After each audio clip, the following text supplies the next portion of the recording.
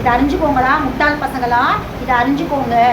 எத்தனையோ இடத்துல அண்டமும் பெண்ணமும் ஒரே மாதிரி இருக்குது, இதை தெரிஞ்சுக்கோங்க. இதை தெரிஞ்சுக்காம தான் மனிதர்கள் அப்போல்லாம் வந்து அந்த ஜப்பானில் அந்த இடத்துல மனிதர்கள் வாழலை, அந்த அளவுக்கு எரிமலை பகுதியில் ஜப்பான் வேறு, எலிமலைன்றது ஜப்பான் முழுக்கவுமா இருக்குது, ஒரு பர்டிகுலர் பிளேஸில் தான் இருக்குது. அந்த இடத்துல ஜப்பானியர்களுடைய மூதாதையர்கள் வாழலை.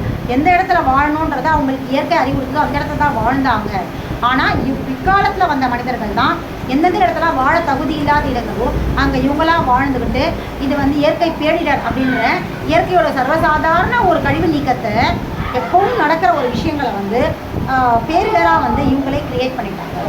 எந்த இடத்துல ஏரிகளும் குளங்களும் நீர்நிலைகள் தங்க வேண்டிய இடத்துல இவங்களாம் அங்கே போய் தங்கிட்டு அங்கே நீர்நிலைகள் சேகரித்து ஒரு கட்டத்தில் அந்த நீர் வந்து தேக்கம் அதிகமாகும்போது அது வெடித்து ஊருக்குள்ளே, அதாவது அந்த இடத்துல பெருக்கெடுத்து ஓடும். அதிகமாகும் பொழுது எப்படி அந்த பிண்டத்துக்குள்ளே அந்த சுனை நீர் அதிகமாகும் பொழுது அது வெடித்து வெளியேற மாதிரி இங்கேயும் வந்து நீர் எப்படி நெருப்பு பிழம்புகள் வெளியேற மாதிரி நீர்நிலைகள் இருக்க வேண்டிய இடத்துல நீர்நிலைகள் ஓரளவுக்கு உள்ளே உறிஞ்சிடும், மிச்சம் மேலே தங்கும். அது அதிகரிப்பு எடுக்கும்போது அது அதிகரிக்குது இல்லையா, அந்த பள்ளத்தை தாண்டி போகும்போது அது வெளியேற வேண்டிய கட்டம் வருது. அது உடம்புக்குள்ளேருந்து வெளியேற மாதிரி நிலத்துக்குள்ளேருந்து வெளியேறுது. அப்போ அது வெளியேறி அது அதோடைய வேலையை செய்யுது. அது வெளியேறிப்போம். நீ அந்த இடத்துல போய் வீடு கட்டுறது உன்னுடைய தவறு. அப்போ ஊருக்குள்ளே தண்ணி சேர்ந்துருச்சு, ஊருக்குள்ளே வெள்ளம் வந்துருச்சுங்கிறது நீ தப்பாக புரிஞ்சுக்கிட்ட விஷயம். ஆறுகள் இருந்த பகுதிகளை, நதிகள் இருந்த பகுதிகளை நம்ம முன்னோர்கள் வாழ்ந்தாங்க, கரெக்டு தான், தொல்குடியினர் வாழ்ந்தாங்க. அவங்களுக்கு நல்லா தெரியும் எப்போ வந்து அந்த இடத்த காலி பண்ணிட்டு பாதுகாப்பான இடத்துக்கு போகணும். அதுக்கு தான் குகைகள் இருந்தது. குகைகள் எதுக்கு இருந்தது அப்படின்னா இந்த மாதிரியான ஆறுகள்லாம் வந்து தங்களுடைய அதாவது ஆறு பெருக்கம் அதிகமாகி வெள்ளம், அதாவது அது எப்படி வந்து கொஞ்சம் காலத்துக்கு அப்புறம் தேங்கினது அதிகமாகிருந்தோ அது வந்து வெளியேற்றும், தன்கிட்ட இருக்கிற கழிவை வெளியேற்றிடும். சரிங்களா, கழிவே நம்ம இப்போ சொல்லுவோம், அந்த வார்த்தையை பயன்பாடு சரியாக இருக்கும். அப்போ நதிகளும் ஆறுகளும் கழிவுகள் அதிகமாக சேரும்போது, நீர்நிலைகள் அதிகமாக சேரும்போது அதை நீக்கும், அது உள்ளே பெருக்கெடுத்து வரும். அந்த மாதிரியான அறிவுறுத்தல் அவங்களால உணரப்படும். இயற்கை கிட்டையும் அது ஒவ்வொன்றும் தெரிஞ்சிருப்பாங்க. எப்படி இதை புரிஞ்சுக்கலாம் அப்படின்னா இது உச்சி பொழுது, இது காலை பொழுது, இது பகல் பொழுது அப்படிங்கிற இயற்கையோட கால கடிகாரத்தை நம்ம முன்னோர்கள் தெரிஞ்சுக்கிட்டாங்களா இல்லையா? இந்த நேரத்தில் மழை பெய்யும், இந்த இடி வந்து மழை பெய்யறதுக்கான இடி, இது சும்மா இடிச்சிட்டு மழையை தடுக்கிறதுக்கான இடி. இப்போ மின்றது மழை பெய்யும், இந்த மின்னல் மழை பெய்யாது. மேகமூட்டமாக இருக்குன்னா இப்போ மழை பெய்யாது அப்படிங்கிற எல்லா விதமான இயற்கையும் உணர்ந்தாங்க இல்லையா, தெரிஞ்சு வச்சுக்கிட்டாங்கள முன்னோர்கள். அதே மாதிரி தான் எப்போ நீர் அதிகமாகி நதியில் இருக்கிற நீர் பெருக்கெடுத்து மழை பெய்யும். ஒரு நேரம் பெய்கிற மழையில் நதிகள் வெள்ளமாக மாறாது, ஒரு நேரம் பெய்கிற மழையில் வெள்ளமாக மாறும். இது ரெண்டுத்துடைய டிஃப்ரென்ஷியேஷன் நதிக்கரையில் வாழ்ந்த தொல்குடியினர் வந்து தெரிஞ்சு வச்சுக்கிட்டாங்க. அவங்களுடைய அனுபவத்தின் வழியாக, இயற்கையுடைய அறிவுறுத்தலின் வழியாக. அது இயற்கையை உணர்ந்ததுனால அந்த அனுபவம் தான் உணர்ந்ததுன்றது என்னது, அனுபவம் தான். இயற்கையோட வாழ அந்த அனுபவத்தின் வழியாக இயற்கையை வாசிச்சிட முடியும். அப்போ அதை வாசிக்கும் பொழுது இந்த நேரத்தில் அவங்க உடனே அதாவது ஒரு இடத்துக்கு பெயர்ந்து போகிற மாதிரியான ஒரு குடிசை அதாவது இருப்பிடத்தை தான் வந்து அமைச்சிட்டு இருந்தாங்க.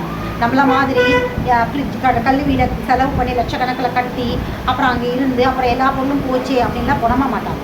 அவங்க அந்த இடத்துக்கு போகிற மாதிரியான ஒரு இருப்பிடத்தை அமைச்சிட்டு தான் வாழ்ந்துட்டு இருந்தாங்க. அவங்களுக்கு அந்த அறிவுறுத்தல் தெரிஞ்ச உடனேயே அவங்க அங்கேருந்து கிளம்பி பாதுகாப்பான இடத்துக்கு போயிடுவாங்க.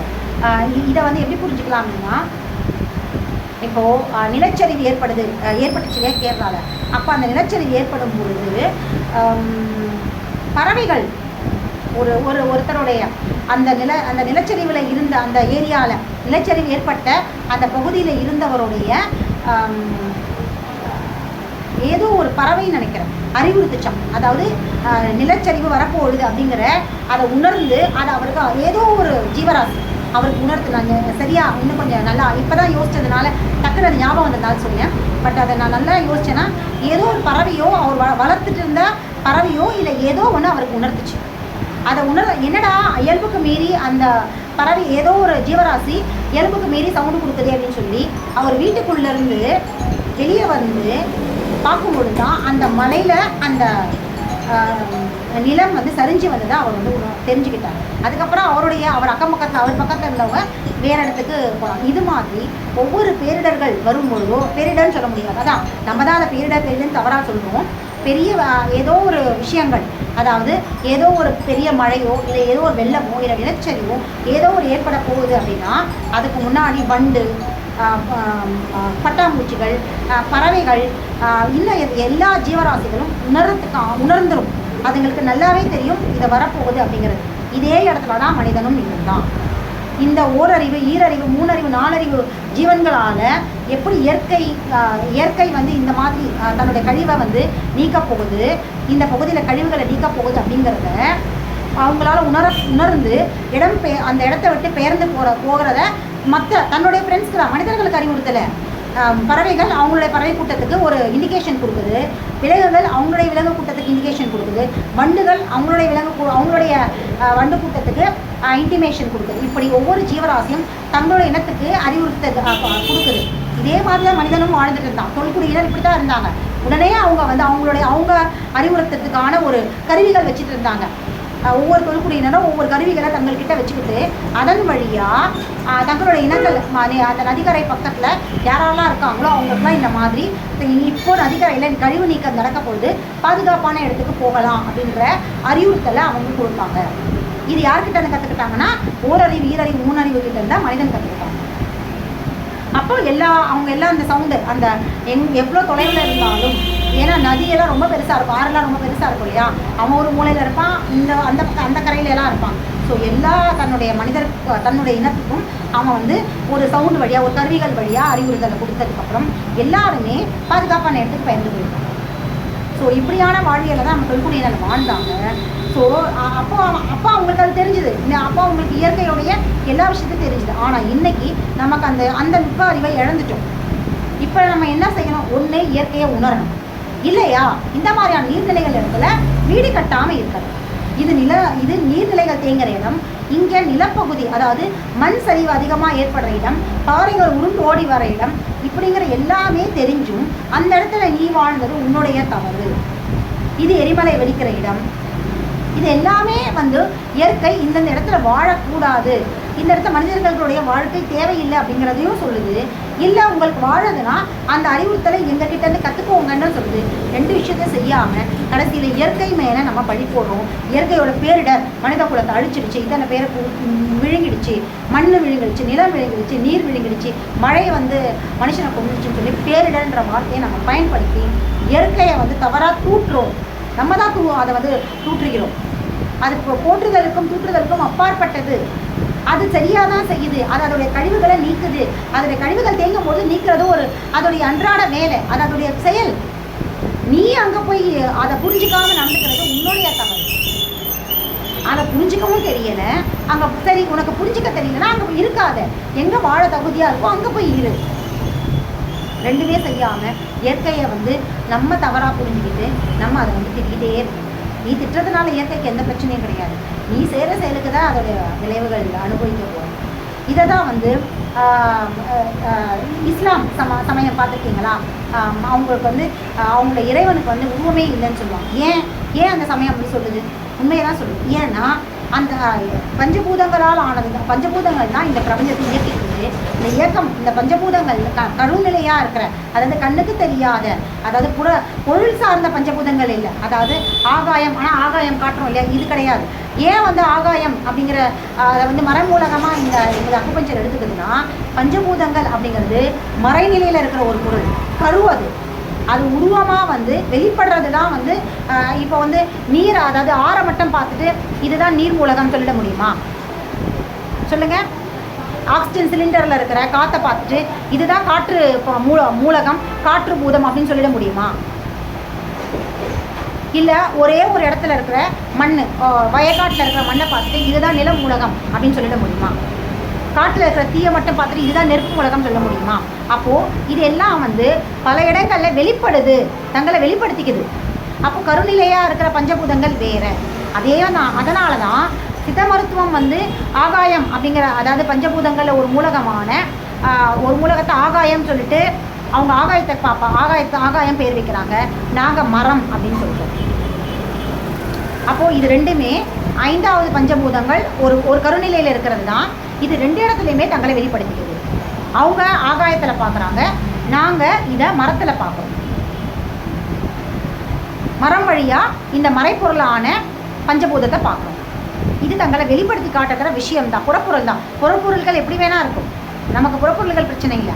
மறைநிலையில் கருவாக இருக்கிற பஞ்சபூதங்கள் தான் நமக்கு முக்கியம். அதனால தான் அப்போது மறைப்பொருள் அப்படிங்கிறதா இந்த பிரபஞ்சம். கண்களுக்கு தெரியாத மறைப்பொருளான பஞ்சபூதங்கள் தான் இயக்க சக்தி. இதை தான் இந்த இஸ்லாமியர்கள் இறைவனுக்கு உருவம் இல்லை அப்படின்னு சொன்னாங்க, இறைவனை ஒரு சக்தி அப்படின்னு சொன்னாங்க. ஆனால் அதை பஞ்சபூதங்கள்னு சொல்லாமல் ஒரு சக்தி, ஒரு இறைவனுக்கு அது உருவம் இல்லை அப்படிங்கிற இடத்துல சொன்னாங்க. இதை தான் வெளிப்படுற புறப்பொருட்களை நம்ம முன்னோர்கள் வணங்கினாங்க. அதாவது மழையை வணங்கினாங்க, நெருப்பு பிழம்பாக இருக்கிற சூரியனை வணங்கினாங்க, நெருப்பு பஞ்சம் பூதமாக வெளிப்படுற சூரியனை வணங்கினாங்க, நீருடைய தன்மையை குறிக்கிற குளிர்ச்சியான நிலவை வணங்கினாங்க, ஆறை வணங்கினாங்க, நதியை வணங்கினாங்க. இப்படி ஒவ்வொரு விஷயத்தையும் வெளிப்படுற பொருட்களை வணங்கினாங்க. உருவமாக அதுக்கு அந்த உருவங்களை வணங்கின ஒரு பழக்கம் எப்போ வந்ததுன்னா இந்த பஞ்சபூதங்கள் கிட்ட தான் வந்து. ஏன்னா பஞ்சபூதங்கள் தங்களை வெளிப்படுத்திக்கிற இந்த பொருட்கள் வழியாக தங்களை வெளிப்படுத்துறதுனால இதையுமே இந்த மாதிரி புறப்பொருட்களில் பஞ்சபூதங்கள் இருக்குது அப்படிங்கிற கான்செப்டே பஞ்சபூதங்கள் கிட்ட இருந்தால் கற்றுக்கிட்டாங்க நம்ம முன்னோர்கள்.